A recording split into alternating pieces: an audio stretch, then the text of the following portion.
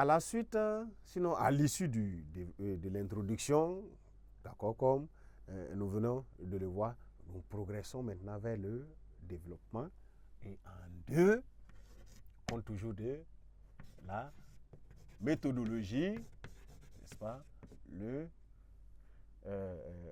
j'allais dire le développement, voilà, par la méthodologie. Alors, le développement,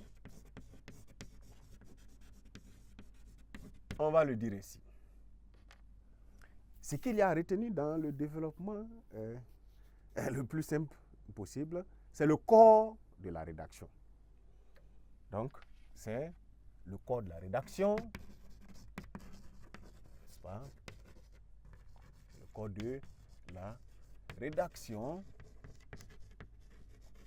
Alors, sa partie donc la plus élaborée, sa partie la plus grande. Ce qui étonnerait, c'est de trouver quelqu'un qui a une introduction plus grande que le développement de sa dissertation, ou la conclusion qui dépasse, n'est-ce pas, le développement. C'est la partie la plus élaborée et doit être étouffée et très bien organisée, parce que le fond et la forme doivent s'accompagner dans la matière. Et pour pouvoir mieux comprendre cela, vous allez vous rabattre à la fin de l'introduction, parce que l'introduction va guider le développement. Et pour cela, si c'est le corps de la rédaction, elle s'organise en fonction du nombre de parties dégagées dans l'introduction. D'accord? Le développement là, on va dire il s'organise en fonction du nombre de parties, n'est-ce pas, de parties dégagées à l'introduction. Voilà, à l'introduction. Ce que cela signifie, vous voyez la nécessité d'une continuité, voilà, ou le rôle, l'importance de la succession qu'il y a entre les différentes étapes-là. En fait, tout ce que vous dites dans votre introduction va vous rattraper en la matière dans votre développement. Si tu dis il y a 3 parties, on s'attend à un développement en 3 parties élaborées. Si tu dis il y a une seule partie, qu'on va trouver qu'il y a 2 parties, il y a aussi problème.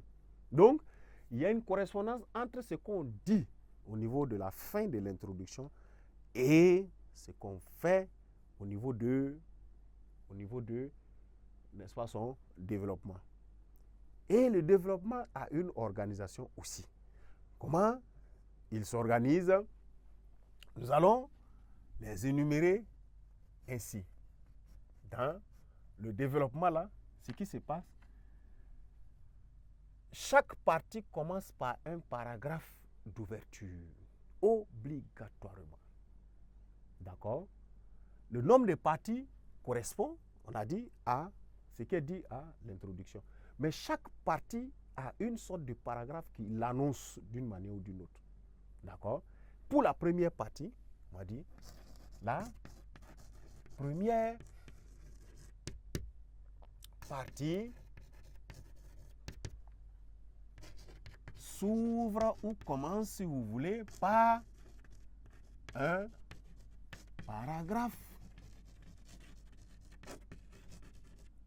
d'ouverture.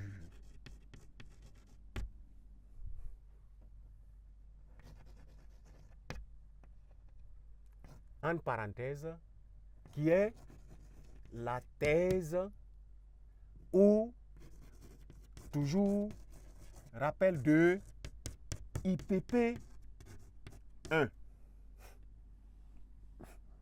Si vous avez dit dans un premier temps, vous allez montrer les avantages de la pratique du sport, vous ne pouvez pas commencer à la ligne, premier tirer les avantages. Comment vous allez dire? Vous allez donner une phrase qui donne prise de position. C'est ça qui est le paragraphe d'ouverture. Ça ouvre l'analyse de développement maintenant. Puisqu'on ne peut pas traiter directement comme ça en disant par un grand 1 ou bien en tout cas un premier tiret ou je ne sais pas, quel autre signe comme ça, le travail serait télégraphique en ce moment. Un paragraphe d'ouverture fixe la première idée prise de position ou encore la première thèse ou en tout cas la première partie.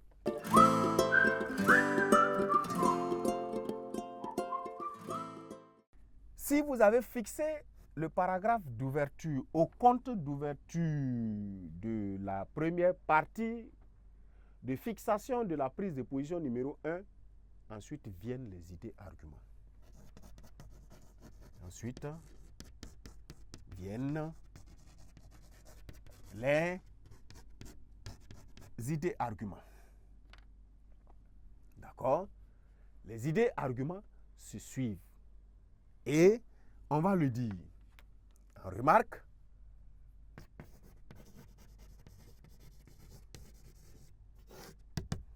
Que chaque idée-argument forme un paragraphe argumentatif.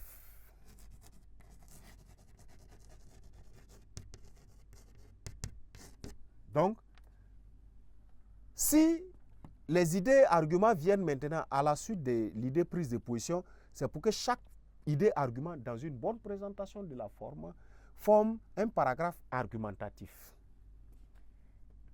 dont le contenu est le suivant. D'accord? Contenant une idée-argument plus ses détails, explications, point de suspension, tout ce qui concerne l'idée-argument, plus son ou ses idées-exemples. On ne commence pas le traitement d'un argument dans un paragraphe par le basculer dans un autre paragraphe et finalement on ne comprend pas grand-chose en la matière. Donc, après le paragraphe d'ouverture, dans un alinéa, ils se suivent, se succèdent maintenant les paragraphes argumentatifs. Et les paragraphes argumentatifs là, n'est-ce pas?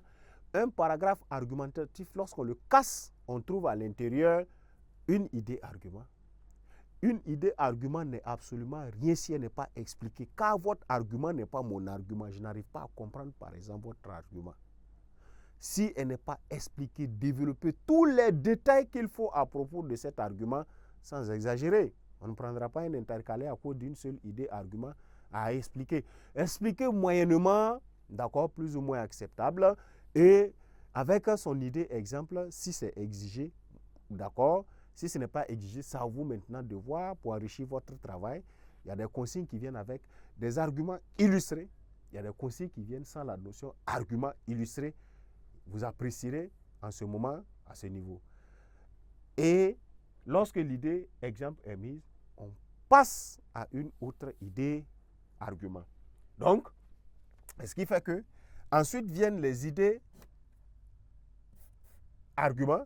Et ces idées arguments-là sont là pour soutenir la prise de position. Et à l'intérieur de ces idées arguments, il y a les idées exemples. Ne déconnectez pas une idée exemple et une idée argument.